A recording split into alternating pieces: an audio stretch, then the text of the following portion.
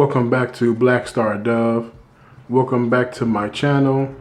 As always, I do need that HBO special, which simply means help a brother out. Trying to get to 10,000 subscribers. Go ahead and click that like button. Click that subscribe button. I will appreciate you. Sorry. This video will be very simple. This video will be about All Elite Wrestling in the 5 years. Believe it or not, it's been 5 years since it has officially been on TV. In those 5 years, we saw a whole lot of good. We saw a whole lot of bad. A whole lot of in between too. It's like so weird because it's like, I think of it as the stages. Like, you have the before CM Punk era, where you had, like, you know, it was this young up and coming promotion and they had fresh ideas. And sorry, I don't know why my camera keeps going out of focus. Sorry about that. Where it was this young up and coming promotion. They had fresh ideas, fresh talent, sprinkled in with a few vets, and it was on the rise. It was must-see television. Even myself which is like, I'm more of a WWE watcher than I am an AEW watcher, but of course, I want AEW to succeed because that forces WWE to, you know, get their shit together, which they have been doing. You know, and secondly, like, I don't want to see the wrestling business be in the position it was for the previous 20 years before that, or almost 20 years, where there's only really been one big game in town. Like, TNA tried for a few years, but they were never taken seriously, especially when they got kicked off Spike. Like, that was like the end of TNA almost. But yeah, I'm really good. I'm really happy to see a second promotion. I want to see it healthy. I want to see it thriving. I want to see people that have a place to work.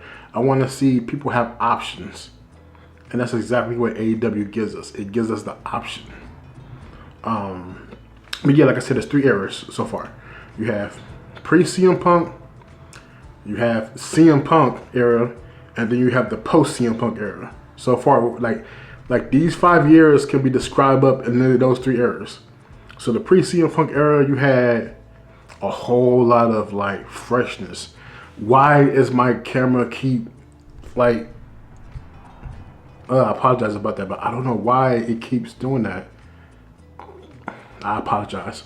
So you had the pre-CM Punk era where you had people like Sony Kiss. Who's the dude who caught his foot on fire? Joey Janela. Holy shit, Joey Janela. You had the Jurassic Express. Technically, Jungle Boy still in there, and that's a whole other thing. Back when Hangman Adam Page was like, you know, like, you just had like this fresh new blood. And then of course you had like that veteran presence. We had Chris Jericho before he kind of overstayed his welcome. John Moxley, which is like, I've never been a Moxley fan. Even when he was WWE, I didn't really like Dean Ambrose, but I can understand his importance and I can understand what he brings to the table. It's just not for me. He's like, you know, this generation's Ric Flair. Like, every time he speaks or anytime he does anything, I'm expecting him to bleed. That's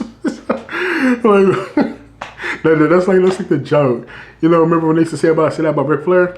Oh, Ric Flair gets in the ring. As soon as he gets in the ring, he's automatically bleeding. Oh man, but back when, you know, Cody really wanted to be that all-American babyface, and then people told him to go fuck himself. Back when Cody ended racism. I know y'all remember that. I know AEW fans, if you're watching this, I know you remember when Cody ended racism. To this day, that's one of the funniest shit. Even though he's like this huge big megastar, but like, come on, bro. So but we had also had the rise of MJF, the rise of Sean Spears for a little bit. And then you have Wardlow. Oh man, you could write a whole book about the downfall or the neutering of Wardlow. Like, several times Tony Khan cut that man's nuts off. And I don't understand why. Even with Powerhouse Hobbs, like, they keep cutting their nuts off. Like, I don't understand why. The only person I would say that was like a big guy that got a little bit of success was Miro. And then Lord knows what's going on with him. And I know he's currently getting a divorce and stuff like that. But he's like a whole nother other case now. And then Keith Lee. If what I'm hearing about Keith Lee is true, poor Keith Lee. For those of you who get it. But yes, but like we had a whole lot, but I just want to get back to what I was going to. There was a foundation that was built upon fresh new faces, fresh matches, and brand new shit that we have not seen before or haven't seen in a long time, because technically nothing's ever new. And it was all bankrolled by a billionaire or a billionaire's son. You know, daddy has the money, but he was, you know, daddy was giving him the money to fund it. And it was supposed to be for the wrestling fans. And for a while, it was. And we went and we traveled and we filled up those stadiums, and it was nice for a while. And then comes in CM Punk. I'm a huge Punk fan, so look, he did more good for AEW than harm. But you can't sit here and say that CM Punk wasn't a double-edged sword for AEW. CM Punk came in, ratings were going through the roof. You know, his first match was with Darby Allin. That was all right. He had a few matches with Eddie Kingston. There we go. I had the Eddie Kingston feud. That was cool. The thing with Bobby Fish and that weird finish where it was like the Hogan kicking out of the Ultimate Warrior type shit. That was kind of weird, but then we understood the reason why later on. When Bobby Fish says that he was just trying to, you know, stick it to CM Punk and some shit. We had the MJF feud, which was Dynamite Gold. And then came Hangman Adam Page. And the Workers' Right promo. That still to this day, like, I don't even get how that promo started all this shit. Like, to this day, I'm like, when I go back and I watch it, I'm like, how did this promo start all this shit? Like, it's like this strangest butterfly effect type thing ever. Like, this little thing, this little nugget that was just thrown out started all this shit. But then we had the match, and of course CM Punk became champion. And then I don't know if he broke his foot or he did something with his foot when he drove off the balcony. Or drove off the stage onto like the crowd, and then he clipped his foot on his guardrail. So he was gone, and then we had Jon Moxley become champion. And then there's weird stories like, you know, Jon Moxley refused to job to CM Punk unless Punk lost to him first, and the Rocky 3 shit. And I was like, you know, Rocky 3 is the best Rocky movie. You know, Clubber Lang, that's my dude. But it was just like really weird, because even then when they did it, I was like, so his foot, he kicked you with his foot, and his foot pretty much exploded. And you expect me to believe 7 days later that his foot is going to be okay? Like, that didn't make any sense. He should have lost way earlier than that if y'all was going to do that. Like, he literally, Moxley beat him and then a week later lost to him. And the reason why Moxley beat him is because he couldn't do a kick because of his foot. And then a week later, he can do that same kick. Like, that shit didn't make no sense to me. And then, of course, we have the infamous, what's that called? The press conference. The press conference scrum. Where CM Punk eviscerated everything that was all Elite Wrestling. Like, he pretty much did. And his boss was sitting right next to him. He pretty much just pissed in his mouth. Let's just keep it real. Then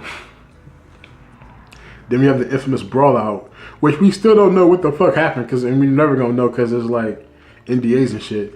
All we know is that Punk threw the first punch. That's the one thing that no one ever disputed. They came in and Punk got the swinging. So Punk beat up Matt and Nick Jackson, and Ace still bit Kenny. Who was trying to get the dog out of the room. Man, they say the truth is stranger than fiction, and that shit is some of the most strangest shit ever. So then Punk was gone for a long time, and then Punk was doing some Instagramming, where he called Chris Jericho a stooge and John Moxley a bitch and all that other stuff, and then he came back for Collision, and I watched those episodes of Collision that had CM Punk on it. It was absolutely amazing. And then, just go into All In, where we've seen the video now where Punk face locked Jack Perry. I don't know if you want to call it that, but it was like a little shove, grab, and then that was it. And apparently there's some more after that wasn't shown, where he was had to be restrained from going after Tony. But they haven't shown that part. But I know it's weird because while I'm speaking of it, I'm giving a history of pretty much CM Punk in the company. But if you think about it, the last 5 years, it is divided into 3 parts. You have pre-CM Punk, CM Punk, post-CM Punk. And then you have post-CM Punk. Then we have Swerve getting popular. We have Timeless Tony Storm getting popular. We have a new coming, a new breed. Where we get to today, where we're at the 5-year mark, what do I see for AEW?